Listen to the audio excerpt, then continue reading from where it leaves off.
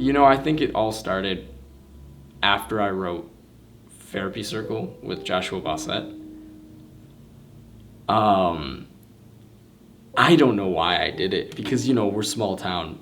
And yeah, that went really well. Like, we filled out the whole room, but not well enough to where it's like people were asking me what was I going to do next. That was just really myself. But I took that and I got in my head. I really got in my head about it.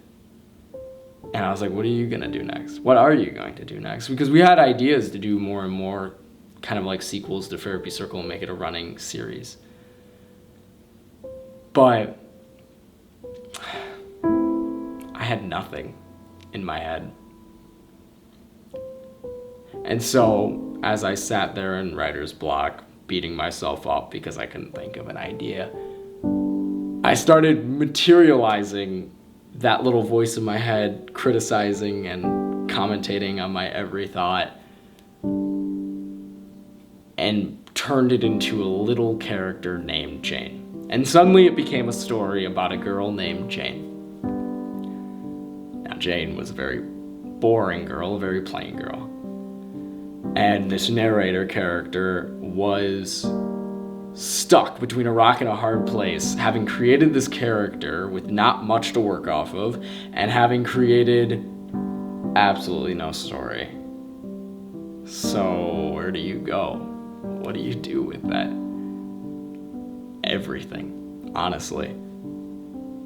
You can do anything, So the idea that I have in mind is that The Bad Playwright is going to be filmed like any other film. We're going through it all now. Currently, as I speak to you, we are still in the process of filming it. But in between all of these, the audience will be able to step in as the playwright themselves and decide which route they'd like the story to go. So there will be a little branch off points where you'll be able to decide whether or not you like this character, our character Jane, to go in this genre or this genre, to make this decision or to make that decision. And that widely determines the way that your story will end. I actually can't pinpoint when Jane and the narrator, now known as Wit, first popped into my mind, but ever since they've always been an outlet for me. Something for me to express the kind of inner conflicts that I've gone through just in different seasons of my life, because I find that honestly this story is so adaptable in so many different ways, and the way that we're adapting the story this time compared to the way that I was adapting it over 2020, even though some of those elements still do carry over, it's just completely different. And that's so exciting to me because it's not just beating the dead horse. It's not just rebranding something because it's easy because I already have the script. It's something that I need to do. And I hope that that's very evident in this video, that this isn't something that I necessarily think is a super marketable idea. If I'm being honest with you right now, recording this in August of 2022, I think the year is. I have no idea how this is going to be received. I have no idea how well this is going to go, and if it goes well, that'd be so awesome. I'd be so grateful, but for right now, I'm just grateful that I've been able to share this experience with so many amazing people when I'm filming with them, or just talking about it with them, or brainstorming ideas with them, or just really filming every weekend. It drains me. Just a full 9-to-5 work week, and then filming on Saturday and Sunday, and then back at it again. That's draining and terrible and scary. But it's what I want to do. And if the story says anything, it's that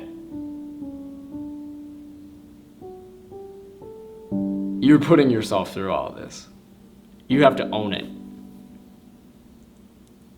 See, this is actually the crazy thing about these things, like when I'm talking about it, because I realize stuff that I didn't even know before when I talk about it with you, when I talk about it with Nora, when I talk about it with Stephanie, anybody, like, I just realize things. And that's kind of the amazing thing about this, and why I always say that my writing is therapy. There's certain things that I just never would have pieced together. That is just something that I need to learn. And this story is something that I really need to learn. I can't say with like a right mind that this is necessarily for you. The interactive experience, that is something new, that's something for you, that's something that I really want to test and play around with you.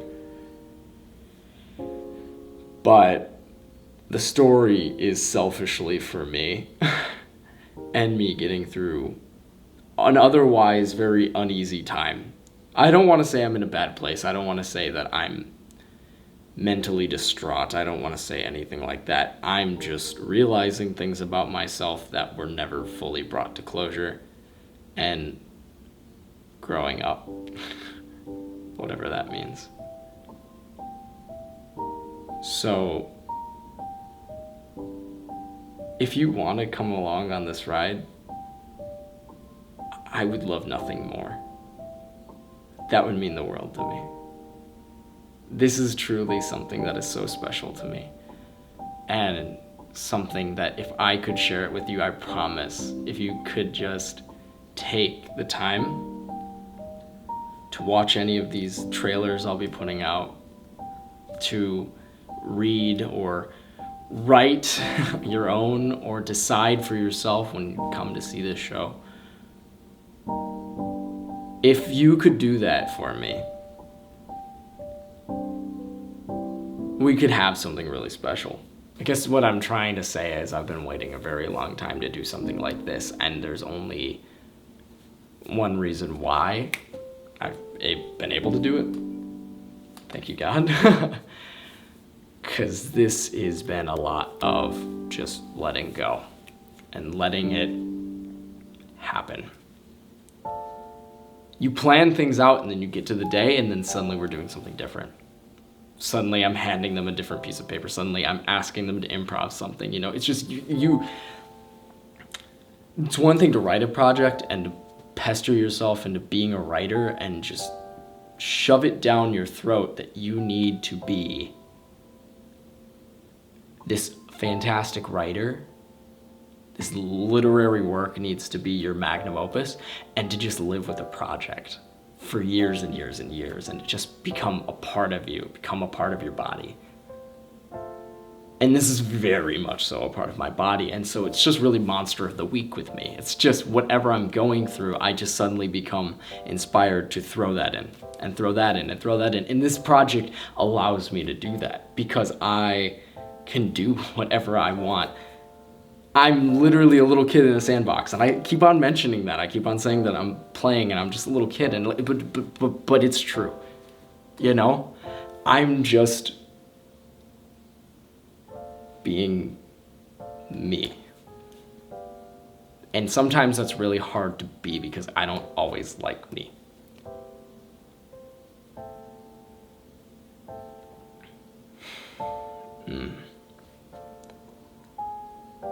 But I'm working on that. We all are, you know? I just really wanted to talk. I just really, really wanted to show you this. You know? Like, it's not about selling things. If I never make it commercially, I don't care. Just as long as someone can get as excited as I get about this, it just brings me so much joy. It just brings me so much joy. Like, to know that you're as excited as I am about this literally brings me to tears. People asking me about projects, literally the biggest compliment you could ever give me. A question like, hey, what did you mean by this? What does this mean, or whatever. I love to talk. I don't even know how long this video is gonna be, but it's probably gonna be long.